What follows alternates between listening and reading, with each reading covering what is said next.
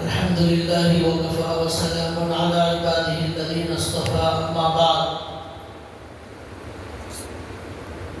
فأعوذ بالله من الشيطان الرجيم بسم الله الرحمن الرحيم ظهر الفساد في البر والبحر بما كسبت أيدي الناس ليذيقهم بعض الذي عملوا لعلهم يرجعون رب اشرح لي صدري ويسر لي امري واحلل عقدة من لساني يفقهوا قولي سبحانك لا علم لنا الا ما علمتنا انك انت العليم الحكيم اللهم صل على محمد في اول كلامنا اللهم صل على محمد في اوسط كلامنا اللهم صل على محمد في آخر كلامنا صدق اللہ العظیم۔ محترم دینی بھائیوں، اللہ کے نبی صلی اللہ علیہ وسلم کی ایک حدیث جو بخاری شریف میں موجود ہے، اس میں اللہ کے نبی نے قیامت کی ایک بہت بڑی علامت جو بتائی تھی، جو پیشن گوئی اللہ کے نبی نے فرمائی تھی، اس کا ذکر میں نے آپ کے سامنے شروع کیا تھا، اور وہ حدیث یہ ہے، اللہ کے نبی نے فرمایا کہ قیامت اس وقت تک قائم نہیں ہوگی جب تک کہ تم لوگ ترکوں سے یعنی تاتاریوں سے جنگ نہ کرو۔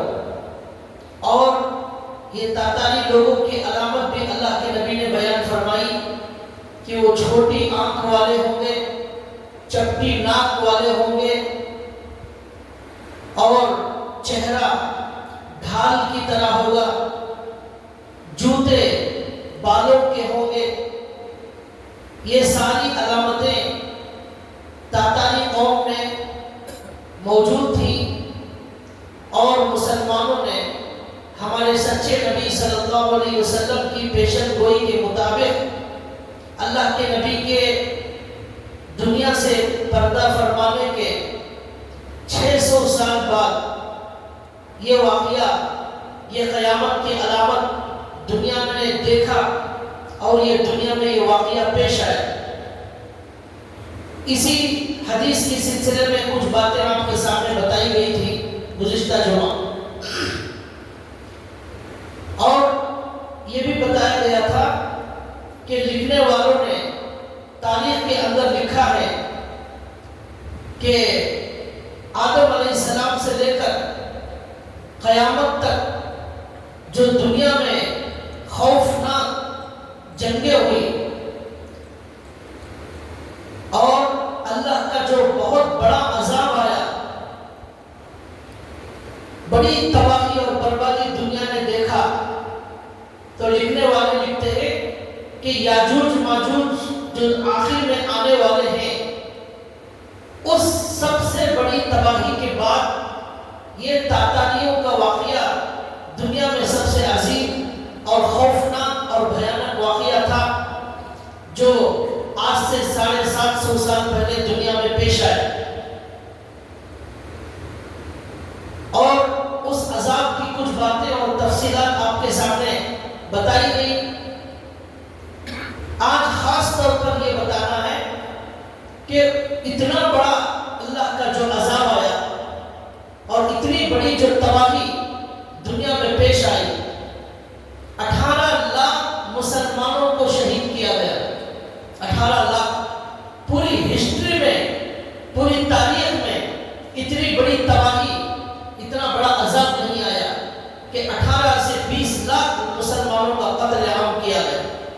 اور میں نے بتایا کہ لاشوں کی لاشیں سڑکوں پر ایسی پڑی ہوئی تھی کہ لاشوں کا پہاڑ بن گیا تھا، اور لاشوں کا مینار بنایا گیا مسلمانوں کے۔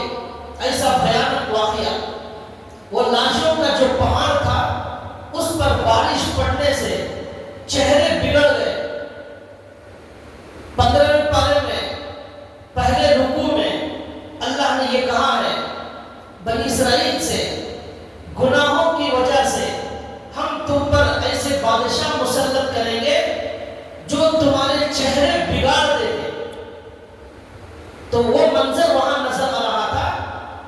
چہرے بگڑ گئے لاشوں پر پانی پڑنے کی وجہ سے. کوے اور الو ان لاشوں کو کھانے لگے. مسجدوں کے اندر دشمن شراب پینے لگے, گھوڑے باندھنے لگے مسجد میں. الماریوں میں مسجد کی جو قرآن تھا ان کو سڑکوں پر پھینک دیا گیا. دشمن اپنے پیروں سے قرآن کو روندنے لگے اور ان مسجد کی الماریوں میں گھوڑوں کا چارہ رکھتے تھے. اور عیسائیوں کو اس زمانے کے جو عیسائی تھے جو دشمن سے ملے ہوئے تھے ان کو تاتاریوں نے حکم دیا کہ خنزیر کھاؤ, شراب پیو مسجدوں کے اندر. اور یہ عیسائی ان تاتاریوں کو تحفے دیتے تھے اس لیے کہ انہوں مسلمانوں کو انہوں نے تباہ کیا تھا. یاد رکھیے الکفر ملت واحدہ, سارے کے سارے اللہ کو نہ ماننے والے جو الگ الگ لوگ ہیں وہ جب ضرورت پڑتی ہے مسلمانوں کے خلاف پورے کے پورے متحد ہو جاتے ہیں, سب مل جاتے ہیں. بظاہر مسلمانوں کے ساتھ اتحاد اور پیار محبت کی باتیں کریں گے لیکن جب ضرورت پڑے گی وہ اسلام کے خلاف متحد ہو جائیں گے. ہمارا اللہ کے علاوہ کوئی نہیں. اللہ کے نبی صلی اللہ علیہ وسلم جب غزوہ احزاب کی جنگ کرتے ہیں اللہ کے نبی, اس وقت سارے یہود ان مکے کے کافروں سے مل گئے اور منافقین مل گئے, عیسائی مل گئے, سب مل گئے. یہی ہوتا ہے دنیا میں ہمیشہ. تو ایسا ہی اس وقت بھی ہوا کہ عیسائی تحفے دینے لگے دشمنوں کو مسلمانوں کے, اس لیے کہ مسلمانوں پر انہوں نے ایسی زبردستی اور ایسی زیادتی اور ایسا ظلم کیا ہوا. اب سوال یہ ہے, آج اسی پر کچھ بات بتانا ہے. اتنا بڑا جو عذاب آیا اور اتنی بڑی جو تباہی ہوئی, آخر مسلمانوں کا گناہ کیا تھا؟ قرآن سے اگر ہم پوچھتے ہیں تو قرآن یہی جواب دیتا ہے ظہر الفساد فی البر والبحر بما کسبت ایدی الناس.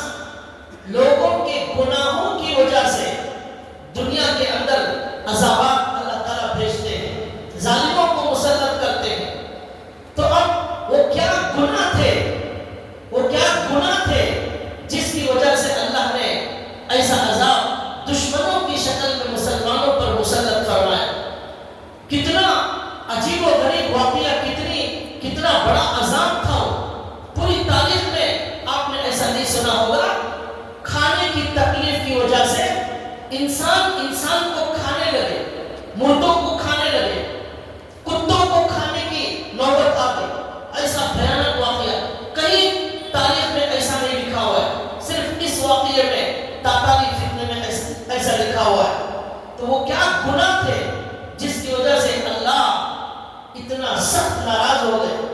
لکھا ہے سب سے پہلا گناہ اور سب سے پہلا جرم, یہ آپ غور سے سنیں گے تو آپ کے دل کے اندر یہ عزم کریں, جو بھی سننے والے ہیں وہ یہ سنیں گے تو ان کو معلوم ہوگا کہ گناہ کرنے سے اللہ کا عذاب دنیا میں آتا ہے.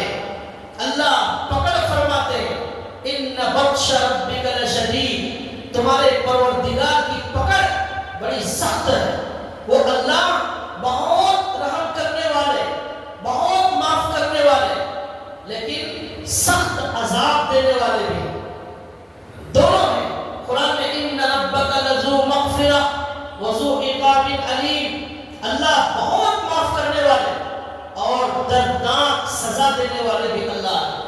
ایک جگہ اللہ نے قرآن میں فرمایا فَيَوْمَئِذٍ لَا يُعَذِّبُ عَذَابَهُ أَحَدٌ وَلَا يُوثِقُ وَثَاقَهُ أَحَدٌ. اللہ ایسا عذاب دیں گے نافرمانوں کو, ویسا عذاب کوئی دوسرا نہیں دے سکتا. ایسا جکڑیں گے, ایسا مضبوط باندھیں گے, ایسا کوئی دوسرا جکڑ نہیں سکتا.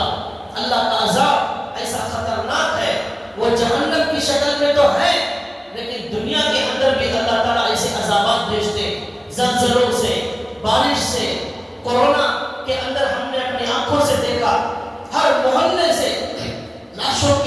قبرستان جا رہی ہیں. ایسا منظر ہم نے ابھی کچھ سال پہلے منظر دیکھا. ہر وقت انتقالوں کی خبر، بڑے بڑے علماء کا انتقال ہوا، بے شمار خاندان کے افراد کا، بڑوں کا چھوٹوں کا انتقال ہوا. اللہ تعالیٰ اس طرح گناہوں کی سزا دیتے ہیں. اور یاد رکھیے یہ دنیا مسلمانوں کے بدلہ دینے کی جگہ نہیں ہے، یہ امتحان کی جگہ ہے. یہاں عمل کرنا ہے، یا اللہ کو راضی کرنا ہے. یہاں نافرمانی کریں گے اس کی سزا ملے گی، یہاں اچھا عمل کریں گے اس کا بدلہ اس دنیا میں اللہ چاہیں گے تو دیں گے، نہیں اس کا پورا بدلہ کل قیامت کے دن ملنے والا ہے.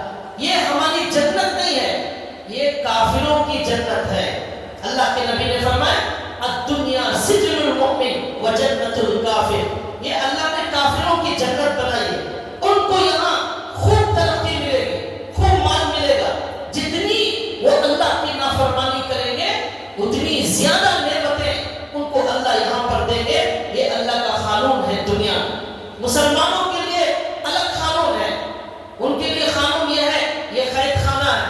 اللہ کی مرضی پر راضی رہنا ہے، جو ملے شکر کرنا ہے، نہ ملے صبر کرنا ہے اور عمل کرتے رہنا ہے. اللہ کے فیصلوں پر راضی رہنا ہے. پورا کا پورا عیش، پوری مزیدار زندگی آخرت میں اللہ دینے والے. تو لہٰذا یہ گناہوں کو جب ہم سنیں گے تو معلوم ہوگا کہ ان گناہ کے کرنے سے ہمیں اپنے آپ کو بچانا ہے، ورنہ اللہ ہماری سخت پکڑ کرنے والے. کیا گناہ تھے؟ پہلا گناہ یہ تھا کہ اس زمانے میں یہ 600 سال کے بعد کا واقعہ، اللہ کے نبی کے 600 سال کے بعد 7 ہجری کی شروعات میں یہ چل رہا ہے 1446 ہجری ابھی شروع ہوا ہے. یہ جو بتا رہا ہوں یہ 600 سال کے بعد سن 7 ہجری کے شروع کا واقعہ. یہ کہاں پیش آیا؟ بغداد میں، مصر میں، عراق میں، خوارزم میں، ان عرب کے ممالک میں پیش آیا. تو لہٰذا ان کا گناہ یہ تھا کہ پوری کی پوری مملکت اسلامیہ کے اندر، عرب ممالک کے اندر جو بادشاہ، جو حاکم بیٹھے ہوئے تھے، ان سب کے اندر عیاشی آ گئی. عیاشی، دولت پر عیش کرنے لگے. دولت کی وجہ سے انہوں نے اللہ کو بھلا دیا. دولت کی وجہ سے وہ گھمنڈ میں مبتلا ہو گئے. دولت کی وجہ سے ان کو قرآن یاد رہا، نہ اللہ کے نبی کی حدیثیں یاد رہی، نہ آخرت کا کوئی خوف یاد رہا، نہ مرنے کا کوئی ڈر باقی تھا. مال کی وجہ سے عیاشی میں مبتلا ہو گئے یہ بادشاہان. اور یہ سب سے بڑا گناہ تھا. لکھا ہے کہ بادشاہوں کی تو دور کی بات، ان کے جو غلام تھے، بادشاہوں کے غلام، ان کے ساتھ رہنے والے جو لوگ تھے، ان کی عیاشی کا حال یہ تھا کہ ان کا محل پورے شہر میں سب سے بہترین محل ہوا کرتا تھا غلاموں کا. اب بادشاہوں کا کیا پوچھنا، ایسی عیاشی کے اندر بادشاہ اور ان کے جو ساتھ رہنے والے وزراء، افسران، یہ سب عیاشی کے اندر مبتلا ہوئے اور عوام کا پیسہ لوٹتے تھے، غریبوں کا پیسہ لوٹتے تھے. یہاں تک کہ لکھا ہے کہ ان کے جو غلام تھے، ان کے ساتھ رہنے والے، ان کی تنخواہ سالانہ 3 لاکھ دینار ہوا کرتی تھی. 3 لاکھ دینار، کسی کی 4 لاکھ دینار تنخواہ ہوا کرتی تھی. لیکن وہاں یہ بھی لکھا ہوا ہے اس زمانے کے اندر جو حکومت کے اندر جو مدارس چلتے تھے، جو علماء کو تنخواہ دی جاتی تھی، وہ علماء بڑے بڑے علماء تھے، بڑے بڑے محدثین تھے، بڑے بڑے فقہاء تھے. ان مدرسے میں پڑھانے والے اساتذہ، ان مسجد کے اندر خدمت کرنے والے اماموں کی تنخواہ 12 دینار تھی. 12 دینار. اور بادشاہ کے جو غلام تھے، ان کے جو وزراء تھے، ان کی تنخواہ کتنی تھی؟ 3 لاکھ دینار. کسی کی 4 لاکھ دینار تھی. اور یہ علماء، یہ اساتذہ اور جو دین کی خدمت کرنے والے، راتوں میں ان کا اللہ کو پکارنے والے جو نیک لوگ تھے، ان کے لیے صرف 12 دینار حکومت کی طرف سے دیے جاتے تھے. یہ لکھا ہے تاریخ کی کتابوں میں. حضرت مولانا علی میاں رحمۃ اللہ علیہ نے لکھا ہے اپنی کتاب تاریخ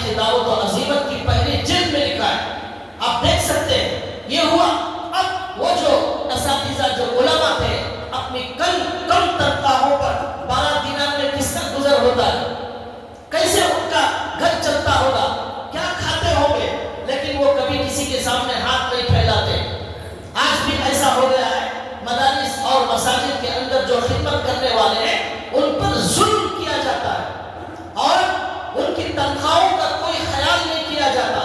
یہ لکھا ہے تاریخی کتابوں میں کہ ان کو یہ بھی ایک قسم کا ظلم ہے. سہولت ہوتے ہوئے ان کی فکر نہ کی جائے، اس وجہ سے بھی اللہ تعالیٰ کی ناراضگی ہوتی ہے. سب کا خیال معاشرے کے اندر ہونا چاہیے. تیسرے پارے کے اندر اللہ تعالیٰ نے قرآن کریم میں فرمایا للفقراء الذين احصروا في سبيل الله لا يستطيعون ضربا في الارض يحسبهم الجاهل اغنياء من التعفف تعرفهم بسيماهم لا يسألون الناس الحافا. اللہ نے یہاں کہا وہ فقراء جو دین کے کام میں مصروف ہو گئے، وہ تجارت نہیں کر سکتے، وہ لا يستطيعون ضربا في الارض، زمین میں چل پھر کر وہ کاروبار نہیں کرتے، وہ مسجد اور مدرسے کے اندر بیٹھ گئے ہیں، امت کے لیے قرآن کی تعلیم، حدیث کی تعلیم یہ مصروف ہو چکے ہیں. کوئی امام بنا ہوا ہے، کوئی استاد بنا ہوا ہے، دین کے لیے وقف کر دیا انہوں نے، کوئی کام نہیں ان کو، صرف اللہ کے گھر کا کام ہے، مسجد مدرسے کا کام. اللہ کہتے ہیں لا يستطيعون ضربا في الارض. ان فقیروں کا بھی خیال رکھا جائے. للفقراء، یہ فقیر میں نہیں بول رہا ہوں، اللہ نے اس کو استعمال کیا ہے. اللہ کہتے ہیں لا يسألون الناس الحافا، وہ آپ کے سامنے بھکاریوں کی طرح نہیں مانگتے، وہ صرف اللہ سے مانگتے ہیں. آپ ان کو غور سے دیکھیں گے تو آپ پہچان لیں گے. یہ اللہ نے کہا تعرفهم بسیماهم، آپ ان کو دیکھیں گے تو پہچان لیں گے. لا يسألون الناس الحافا. پھر اللہ کہتے ہیں يحسبهم الجاهل اغنياء من التعفف، ان کے نہ مانگنے کی وجہ سے مالدار لوگ ان کو بھی مالدار سمجھتے ہیں.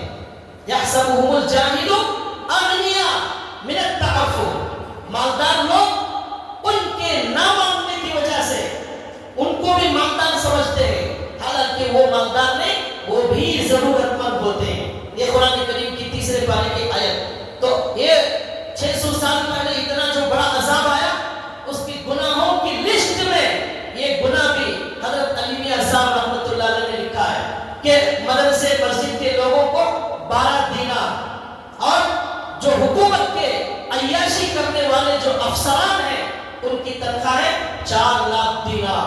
زمین آسمان کا فرق. آج بھی ایسا ہوتا ہے کہ ان کے لیے مختصر تنخواہ طے کر دی جاتی ہے، اس میں کرایہ ہو سکتا ہے یا نہیں اس کی کوئی فکر نہیں، اس کا ان کے بچوں کی تعلیم کا نظام ہو سکتا ہے یا نہیں اس کا کوئی پوچھنے والا اور خیال کرنے والا نہیں ہوتا.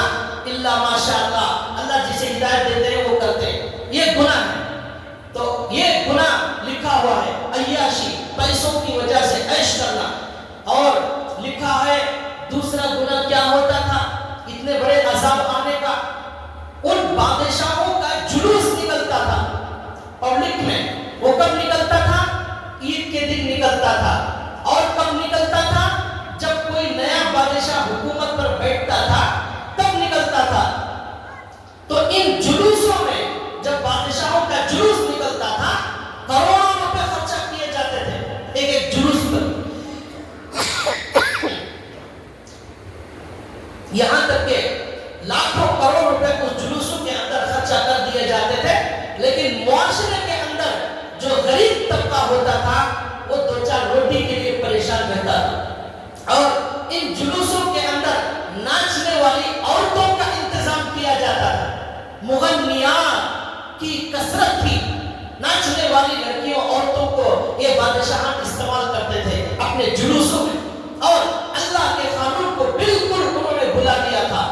یہاں تک کہ لکھا ہوا ہے وہ بادشاہان ان جلوسوں میں جب نکلتے تھے عید کے دن یا جب بادشاہ نیا بیٹھتا تھا اس وقت جب جلوسوں میں نکلتے تھے تو نماز، فرض نماز یاد نہیں رہتی تھی.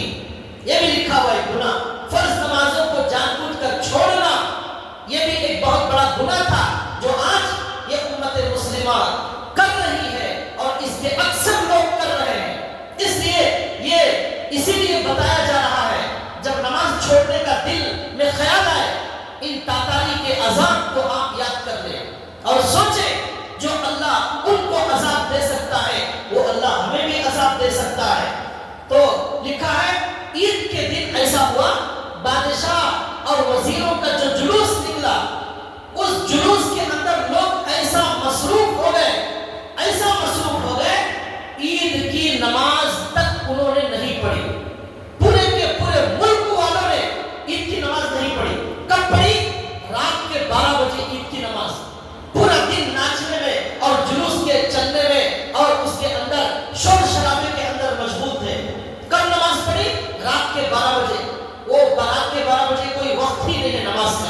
عید کی نماز زوال سے پہلے پہلے پڑھنا ہے زیادہ سے زیادہ. اگر کوئی بہت زیادہ بارش وغیرہ آ گئی ہے، بہت بڑی کوئی ایسی پریشانی ہے، تو پھر زوال کے بعد بھی پڑھنے کی جائے. رات کا تو کوئی پڑھنے کا مسئلہ ہی نہیں ہے، اجازت ہی نہیں. رات کے 12 بجے پورے کے پورے ملک کے بادشاہان، عوام، ان کے افسران، لوگوں نے نماز پڑھی. اور عید الاضحیٰ کے موقع پر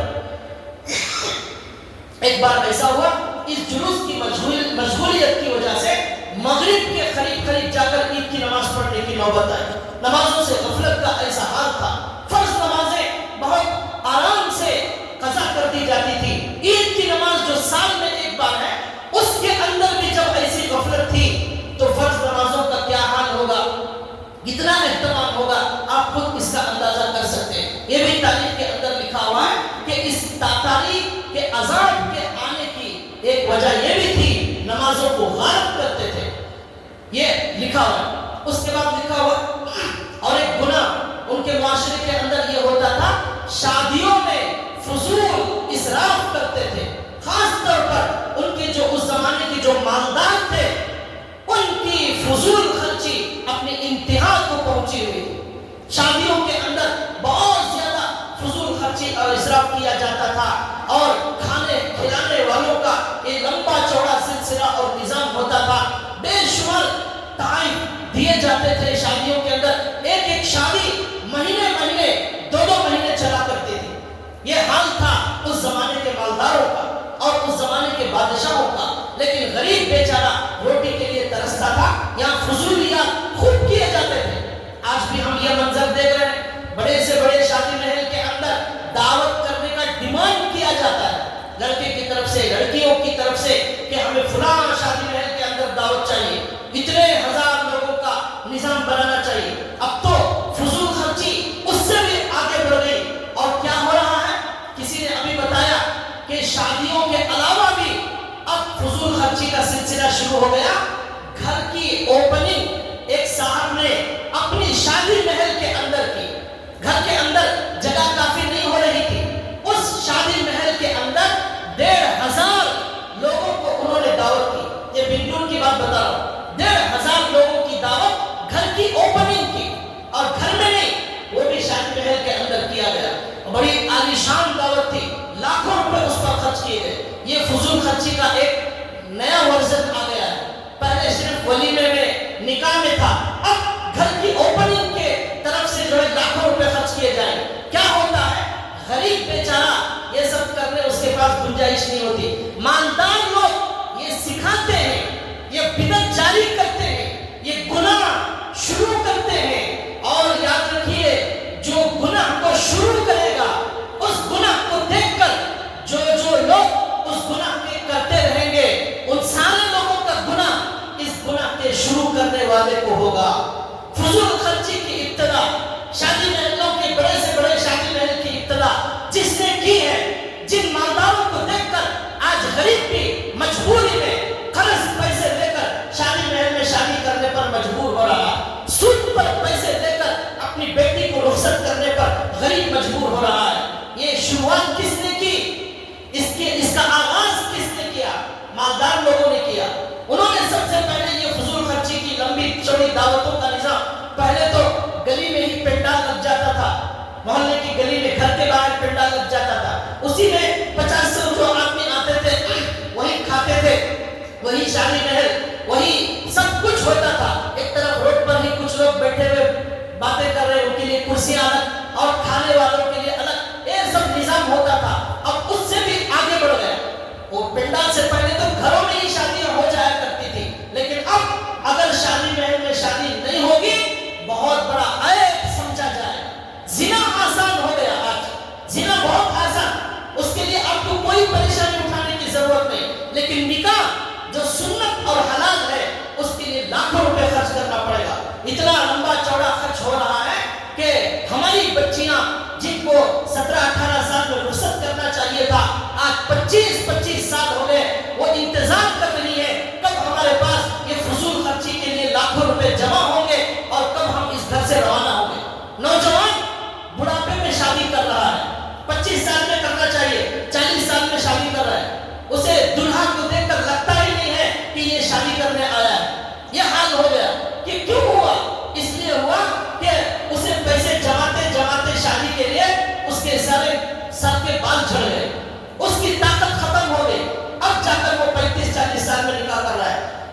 جابر رضی اللہ تعالیٰ عنہ جو صحابی ہیں، ان کا جو نکاح ہوا ان کی عمر 20 سال بھی نہیں تھی، 20 سال سے کم عمر ان کی عمر تھی۔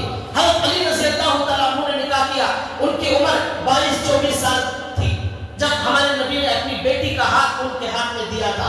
تو بہرحال یہ ایک فضول خرچی کی وجہ سے کتنی خرابیاں پیش آئی۔ لڑکا اپنے پیروں پر کھڑے گا تب شادی کرے گا، کب کھڑے گا پیروں پر؟ تو اس انتظار میں لمبی عمر چلی جاتی ہے۔ اللہ کے نبی نے حدیث میں فرمایا جب نکاح کا وقت ہو جائے تو اس کا نکاح کرنا لڑکے کا یا لڑکی کا والدین پر واجب اور ضروری ہے، فوراً نکاح کر دیا جائے، اس میں تاخیر کرنا جائز نہیں۔ جب جنازہ آ جائے اس میں تاخیر کرنا جائز نہیں، انتقال ہو جائے فوراً کفن دفن کا عمل کیا جائے، اس میں بھی تاخیر جائز نہیں، نکاح میں بھی تاخیر کرنا جائز نہیں۔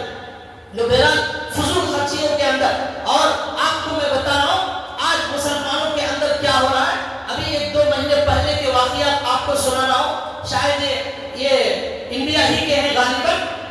مرغی کے بہت سارے آئٹموں کا مطالبہ کیا گیا لڑکوں کی طرف سے، لڑکی والوں کو مینو دیا گیا، یہ آئٹم چاہیے ہمیں شادی میں۔ جب شادی محل میں دعوت چل رہی تھی، اس میں لڑکے والوں نے کہا جو کھانے کے چیزیں طے ہوئی تھی اس میں ایک مرغی کی ران موجود نہیں ہے۔ یہ سوال اٹھایا گیا لڑکوں کی طرف سے۔ جب یہ سوال اٹھایا گیا تو لڑکی والوں نے آ کر معذرت کی کہ ہم بھول گئے یا کسی وجہ سے غفلت ہو گئی۔ تو لڑکے والے بھی مسلمان، لڑکی والے بھی مسلمان، لڑکے والوں نے بالکل برداشت نہیں کیا۔ ایک مرغی کی ران شادی میں ہماری کم کیوں ہو گئی؟ اس پر دونوں طرف سے ہنگامہ ہوا اور لڑائی بڑھ گئی، مارنے مرنے کی نوبت آ گئی۔ پولیس کو آ کر بیچ میں ان کی لڑائی چھڑانا پڑا، کئی لوگوں کا تو جو ہے کئی لوگ زخمی ہو گئے اور وہ نکاح بھی ٹوٹ گیا اور رشتہ بھی ختم ہو گیا۔ یہ کسی غیروں کی بات نہیں، یہ ہمارے اپنے مسلمانوں کا واقعہ میں آپ کو سنا رہا ہوں۔ اور چائے، شادی میں ایک جگہ چائے رکھنے کی بات ہوئی تھی، چائے نہیں رکھی گئی۔ لڑکی کے والد کو پوچھا گیا تو انہوں نے کہا چائے نہیں رکھی تو کیا ہوا، شادی محل کے باہر بہت سارے ہوٹل ہیں، جا کر وہاں پی لو۔ یہ اتنا کہا تو اس پر لڑائی جھگڑا شروع ہو گیا اور بات بڑھتے بڑھتے یہاں تک آ گئی، ہاتھا پائی کی نوبت آ گئی اور شادی محل میں جو چننے کے لیے آئے تھے وہ ٹوٹ کر وہاں سے چلے گئے، وہ رشتہ ختم۔ اب جو خرچہ کیا گیا وہ سب برباد ہو گیا۔ اتنی گری ہوئی حرکتیں بھائیوں آج ہمارے مسلمان معاشرے کے اندر موجود ہیں، اور پھر بھی جب اصلاح کے لیے یہ بات بتائی جاتی ہے تو مسلمانوں کو یہ اچھا نہیں لگتا، اور یہ بیان اچھا لگتا ہے نماز کی فضیلت بتائی جائے، روزے کی فضیلت بتائی جائے، حج کی فضیلت، خالی فضائل سنائے جائے، یہ کریں گے جنت مل جائے گی، یہ کریں گے آپ کے جو ہے یہ ہو جائے گا۔ لیکن جب دکھتی رب پر ہاتھ رکھی جاتی ہے، گناہوں کا ذکر کیا جاتا ہے، وہ ہمیں پسند نہیں آتا۔ لیکن بولنے والوں کو اللہ کے لیے بولنا ہے، جو غلط ہے وہ بولنا ہے، اصلاح کے لیے جو غلط کام ہے اس کی وضاحت کرنا ضروری ہے، ورنہ پھر اللہ قیامت کے دن پکڑیں گے کہ آپ نے یہ لوگوں کو خوش کرنے کے لیے کیا، یہ اللہ کو خوش کرنے کے لیے کیا۔ یہ سارے گناہ بھائیوں جو اس زمانے میں ہوتے تھے جس کی وجہ سے عذاب آتا تھا، آج ہمارے معاشرے کے اندر پایا جا رہا ہے۔ لکھا ہے کہ اس زمانے کے اندر اور بھی بہت سارے گناہوں کے اندر یہ بھی گناہ ہوتے تھے، فضول خرچی کا اسراف ہوتا تھا، اور اس کی وجہ سے اور ایک گناہ لکھا ہوا ہے آپس میں مسلمانوں کا لڑائی جھگڑا، آپس کے اندر لڑائی جھگڑا کے اندر بادشاہ یہ بادشاہ کو گرانے، وہ حاکم یہ حاکم کو گرانے میں مصروف تھا۔ اس کی پوری کوشش یہ ہوتی تھی کہ کسی طرح اس بادشاہ کو گرا دیا جائے، میں سب سے بڑا بادشاہ بن جاؤں۔ آپسوں میں لڑائی جھگڑے کی وجہ سے یہ اللہ کا عذاب ہے۔ قرآن کریم میں اللہ نے فرمایا وَلَا تَنَازَعُوا فَتَفْشَلُوا وَتَذْهَبَ رِيحُكُمْ وَاصْبِرُوا، اے مسلمانوں آپس میں لڑائی جھگڑا مت کرو، اگر لڑائی جھگڑا کرو گے تمہاری ہوا اکھڑ جائے گی، تمہاری ہوا اکھڑ جائے گی۔ یہ اللہ نے کہا، تو وہاں ہم نے دیکھا تاریخ کے اندر کہ مسلمانوں کے آپس میں لڑائی جھگڑے کی وجہ سے یہ نوبت آئی، اللہ کا اتنا عذاب آیا۔ اور میں نے بتایا تھا کہ جو بغداد کا بادشاہ تھا الناصر،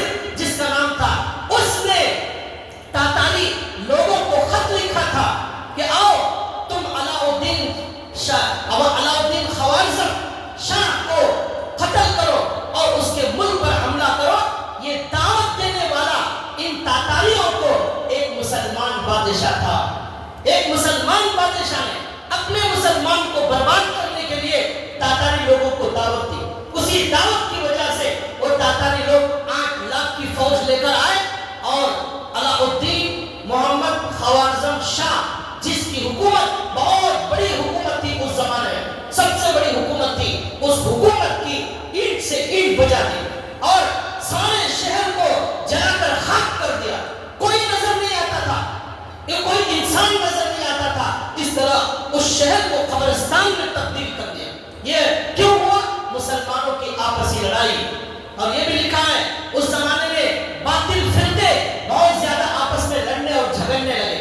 تمہارا یہ مسلک, ہمارا یہ مسلک, یہ شیعہ, یہ سنی, یہ اس طرح یہ آپس میں مسلمانوں کے درمیان فرقے پیدا ہو گئے. یہ ان کو برا بولنے میں مصروف, وہ ان کو برا بولنے میں مصروف. حتیٰ کہ یہ منبر اور یہ محراب جہاں ایک اللہ کی طرف بلانا ہے, جہاں لوگوں کو آخرت کا ڈر دلانا ہے, ہمارے نبی کی سنتوں کی طرف بلانا ہے, لوگوں کو قرآن اور حدیث کی طرف بلانا ہے, ایک ہونے کی دعوت دینا ہے. ان منبروں سے آج لوگوں میں پھوٹ ڈالنے کا کام کیا جا رہا ہے. آج لوگوں کو لڑانے کا کام ان منبروں پر بیٹھ کر علماء اکرام کر رہے ہیں. اس زمانے میں بھی ایسا ہوتا تھا. کتنی افسوس کی بات ہے اس مسجد کے منبر پر بیٹھ کر, جہاں کبھی ہمارے نبی صلی اللہ علیہ وسلم بیٹھتے تھے, کبھی حضرت ابو بکر بیٹھتے تھے, کبھی حضرت عمر بیٹھتے تھے, کبھی حضرت عثمان بیٹھتے تھے. اس منبر پر بیٹھ کر ایک عالم دین یہ بیان کرتا ہے کہ لوگوں عمرے میں جاؤ, وہاں کے کسی امام کے پیچھے نماز مت پڑھنا. یہ بیان کرتا ہے آج ایک عالم. اے لوگوں حج کو جاؤ, وہاں کے امام کے پیچھے نماز مت پڑھنا, اس لیے کہ مسجد مکے کے اندر جو امام ہے وہ کافر ہے, مدینے میں جو امام ہے وہ کافر ہے, کافر کے پیچھے نماز نہیں ہوتی. اس لیے اے لوگوں آپ مکے اور مدینے میں جاؤ تو نماز مت پڑھنا, اپنے کمرے میں پڑھ لینا.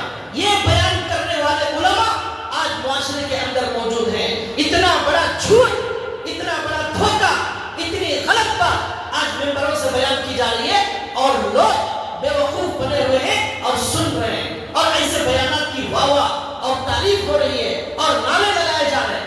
کتنی جھوٹی بات ہے. آپ سوچئے ہمارے نبی صلی اللہ علیہ وسلم کی مسجد نبوی میں اللہ جس کو امام منتخب کریں گے وہ کتنا بڑا عالم ہوگا, وہ کتنا بڑا اللہ والا ہوگا, وہ کتنا اللہ اسے لاکھوں لوگوں میں چن کر اللہ اس کو مکے کا امام بناتے ہیں. کتنی مقدس وہ ہستی ہوگی. لیکن بیانوں میں کہا جا رہا ہے ان کے پیچھے جا کر نماز نہ پڑھنا, ان کی نماز نہیں ہوگی. یوٹیوب پر دیکھیے آپ کو مل جائے گا بیان, کھلے بچنے میں کہا جا رہا ہے, لیکن کوئی اعتراض کرنے والا موجود نہیں ہے. ان کا انجام کیا ہوگا؟ کل قیامت کے دن اللہ کے نبی صلی اللہ علیہ وسلم کا حوض کوثر, جس میں سے اللہ کے نبی اپنی امت کے لوگوں کو پانی نکال کر پلائیں گے. وہ پانی پینے کے بعد جنت میں داخل ہونے تک پیاس نہیں لگے گی, وہ ہمارے نبی اپنے ہاتھوں سے پلائیں گے.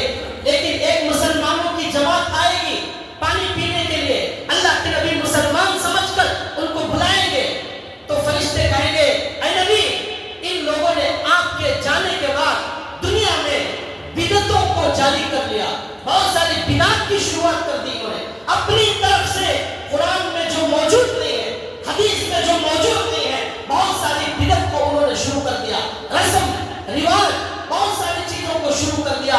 اس کی وجہ سے اے نبی ان کا آپ کی امت سے کوئی تعلق نہیں ہے. ان کو آج آپ کے اس حوض سے پانی پینے کی اجازت نہیں ہے. یہ مسلمان نہیں, ان کو بھگا دیا جائے. کن لوگوں کو بھگایا جائے گا؟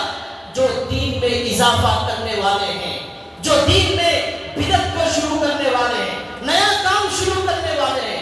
ہمیں نئے کام کی ضرورت نہیں ہے. ہمارے لیے ہمارا قرآن کافی ہے, ہمارے لیے ہمارے نبی کا دین کافی ہے. اللہ کے نبی نے فرمایا من احدث فی امرنا ھذا ما لیس منہ فہو رد. جو ہمارے اس دین میں نئی بات پیدا کرے گا وہ مردود ہے, وہ شیطان ہے. اللہ کے نبی نے کہا وہ شیطان اور مردود ہے جو دین میں کوئی نئی بات پیدا کرتا ہے. نئی بات پیدا کرنے والے کا مطلب یہ ہوا کہ وہ یہ کہنا چاہتا ہے اے اللہ آپ کا قرآن مکمل نہیں ہے, اے نبی صلی اللہ علیہ وسلم آپ کی حدیثوں میں پورا دین نہیں ہے, اضافہ کرنا چاہیے، یہ رسم کا اضافہ کیا جائے، اس بدعت کا اضافہ کیا جائے، اس رواج کا اضافہ کیا جائے، یہ گویا اللہ کو مشورہ دینے والا ہے، بدعت کا کام کرنے والا۔ اور یاد رکھیے، اور ایک بات یاد رکھیے، شیطان نے لوگوں کو ایسے گناہ میں مبتلا کر دیا جس کے بعد ان کو توبہ کی توفیق ہی نہیں ملتی، بغیر توبہ کے مر جاتے ہیں۔ اس لیے کہ جو بدعت شروع کرنے والا ہے وہ کبھی توبہ نہیں کرتا، کیوں؟ اس لیے کہ وہ ثواب کا کام سمجھ کر کر رہا ہے تو توبہ نہیں کرے گا۔ بغیر توبہ کے مرنے والے گناہوں کو شیطان نے شروعات کی اور لوگوں کو لگا دیا، اور یہ سب چلانے والے بدعت کی فیکٹری، یہ سب علماء اور منبر و محراب سے یہ سارا نظام چلا رہے ہیں۔ تو لہذا بدعت سے بچنے کی ضرورت ہے۔ اہل حق علماء سے آپ رابطہ رکھیں، پوچھ کر علماء سے دین سیکھیں۔ جیسا آپ علاج کی ضرورت پڑتی ہے ڈاکٹر سے پوچھتے ہیں، کپڑے سلانا ہے ٹیلر سے آپ رابطہ کرتے ہیں، گھر بنانا ہے انجینئر سے رابطہ کرتے ہیں۔ آپ خود گھر نہیں بناتے، آپ خود اپنی بیماری کا علاج نہیں کرتے۔ اس لیے دین اور شریعت اور سنت پر چلنے کے لیے بھی آپ کو اہل حق علماء سے رابطہ کرنا پڑے گا، پوچھ کر جو ہے ان سے معلومات کرنا پڑے گا۔ لیکن افسوس یہ ہے وکیل کے پاس، ڈاکٹر کے پاس ہزاروں روپے فیس دے کر آپ جاتے ہیں، ایک عالم فری میں آپ کی جو ہے خدمت کرنے تیار ہے، لیکن آپ اس سے کچھ پوچھتے نہیں، کچھ معلومات نہیں کرتے، کوئی فیس نہیں، فری اللہ کے لیے کام کیا جا رہا ہے۔ کبھی بھی آپ کسی بھی عالم سے رابطہ کریں وہ کبھی بھی آپ سے کوئی فیس نہیں لے گا، ہر وقت وہ تیار رہے گا، کبھی بھی آ جاؤ، کوئی وقت نہیں۔ ڈاکٹر کے پاس وقت مقرر ہے، عالم کے پاس کوئی وقت مقرر نہیں آ سکتے، فون سے رابطہ کریں، صحیح اور غلط کا جواب مل جائے گا۔ بہرحال اس زمانے میں جو اللہ کا عذاب آیا تاتاریوں پر، آپس میں فرقے لڑنے لگے، یہ فرقہ ان کو کافر، یہ فرقہ ان کو کافر بولنے لگا، تب اللہ کا عذاب آیا۔ اور ایک گناہ لکھا ہوا ہے کتابوں میں، حضرت علی میاں صاحب نے لکھا ہے، تمام کے تمام حکمران اپنے ملک کو مضبوط کرنے میں مصروف ہو گئے، اپنے ملک کو ترقی دینے میں مصروف ہو گئے، اپنے ملک کو مالدار بنانے میں مصروف ہو گئے، اپنے ملک کو سب سے بڑا طاقتور ملک بنانے میں وہ لوگ مصروف ہو گئے۔ اور ایک بہت بڑی غلطی، ایک بہت بڑی بھول ان سے یہ ہو گئی، اللہ کے نبی نے دعوت اور تبلیغ کی جو ذمہ داری ان بادشاہوں کو، ان مسلمانوں کو دی تھی، وہ اپنی عیاشی میں مصروف ہو کر اس دعوت کے کام کو انہوں نے بھلا دیا۔ یہ ہے بہت بڑا گناہ جو اس زمانے میں ہوا تھا۔ آج بھی ہمارے 50 سے زیادہ اسلامی ممالک موجود ہیں، ہر ایک کو یہ فکر ہے میرے ملک کا پیٹرول زیادہ ہو جائے، میرے ملک کے اندر کرنسی طاقتور ہو جائے، میری فوج زیادہ ہو جائے، میں سب سے بڑا طاقتور ملک بن جاؤں۔ دبئی چاہتا ہے، سعودی عرب چاہتا ہے، مصر چاہتا ہے، ساری دنیا سے گھومنے والے پھرنے والے ہمارے ملک میں آ جائے، ہمارا ملک ترقی ہو جائے، ہر ملک چاہتا ہے۔ لیکن کوئی ملک یہ فکر نہیں کر رہا ہے کہ اللہ کے نہ ماننے والے کافروں کو اللہ کے دین کی دعوت دی جائے، ان کو اسلام کی طرف بلایا جائے، کتابوں کے ذریعے، بیانوں کے ذریعے، پروگراموں کے ذریعے ان کو، ان کے دلوں میں اللہ کی محبت بٹھائی جائے، ان کو ہمیشہ ہمیشہ کی جہنم سے بچانے کا کوئی پروگرام ہمارے 50 اسلامی ملکوں کے پاس موجود نہیں ہے۔ یہی وہ غلطی، یہی وہ گناہ تھا جس کی وجہ سے اللہ نے تاتاریوں کا عذاب ان لوگوں پر نازل فرمایا۔ آج بھی یہ ہو رہا ہے۔ بتائیے کون سا ایسا ملک ہے جہاں پر غیروں کو اسلام کی دعوت دینے کا منظم مستحکم نظام موجود ہو، فکر موجود ہو، کوشش موجود ہو؟ کہیں نہیں ہو رہا ہے۔ حالانکہ قرآن کریم میں اللہ نے یہ حکم دیا ہے، ادعو الی سبیل ربک، اللہ کی طرف بلانا ہر امت پر فرض ہے۔ اب کوئی نبی آنے والا نہیں، ہمارے نبی، آخری نبی محمد رسول اللہ صلی اللہ علیہ وسلم نے اپنی زندگی کے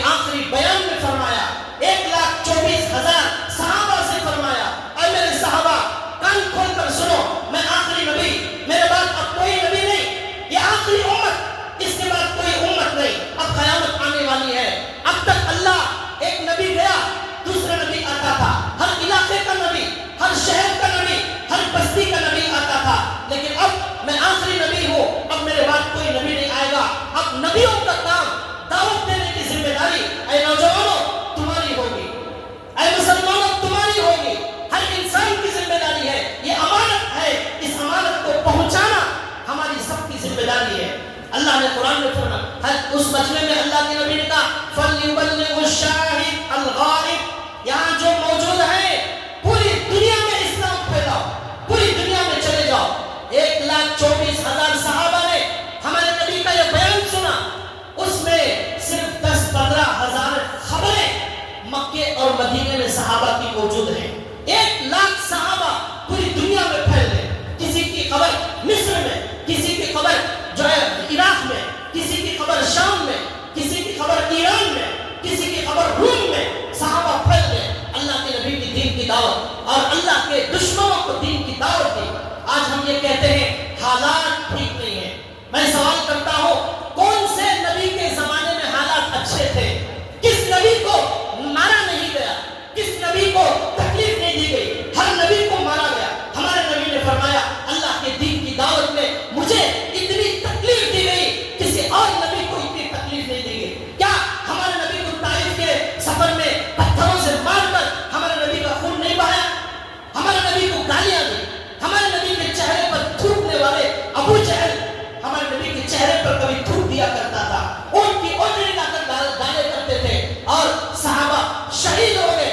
حضرت حمزہ رضی اللہ تعالیٰ عنہ کو اسی دعوت دین میں ٹکڑے ٹکڑے کر دیا گیا، ان کے دل کو چبایا گیا۔ یہ سب ہوا۔ حضرت حسین جو کربلا میں شہید ہو گئے، ان کی تاریخ یہ محرم کا مہینہ ہے، کس طرح کربلا کے میدان میں ان کا خون بہایا گیا، ان کا سر کاٹ کر نیزے پر لگا کر گھمایا گیا، بادشاہ کے محل میں ان کا سر گیا، ان کے سامنے ان کے بچوں کو شہید کیا گیا، ان کے بچوں کو پانی کے ایک ایک گھونٹ کے لیے ترسایا گیا، ان کی عورتوں پر حملہ کیا گیا۔ اس میدان جنگ میں بھی جہاں ان کے بچوں کو تیر سے مار کر شہید کیا گیا، موت سامنے نظر آ رہی تھی، امام حسین نے اس کربلا کے میدان میں نماز نہیں چھوڑی۔ آج ہم اپنے نرم نرم بستروں پر نماز چھوڑ دیتے ہیں۔ کربلا کا یہ پیغام، یہ محرم کا پیغام ہے کہ آپ دنیا میں اس لیے آئے ہیں کہ آپ کے خون کا آخری قطرہ اس دین کے لیے، اس اللہ کے لیے قربان کرنے کے لیے آپ دنیا میں آئے ہیں۔ آپ کھانے اور پینے کے لیے نہیں آئے، ہم کھانے اور پینے کے لیے نہیں آئے ہیں۔ کھانا اور پینا یہ جانور بھی کرتا ہے۔ یہ امام حسین نے پیغام دیا کربلا کے میدان سے، قیامت تک آنے والوں کے لیے یہ پیغام دیا، میرا جینا اور میرا مرنا اس اللہ کے لیے ہے جس نے مجھے جان دی، جس نے مجھے ایمان دیا، جس نے مجھے انسان بنایا، جس نے مجھے اس اللہ کے نبی کی امت میں شامل فرمایا، اس اللہ کے قربان کرنے کے لیے یہ زندگی ہے۔ یہ پیغام امام حسین نے دیا، آج ہم نے اس پیغام کو بھلا دیا۔ آج ہم یہ سمجھتے ہیں دین کی دعوت دینے سے پوری امت آج غفلت کے اندر مبتلا ہے۔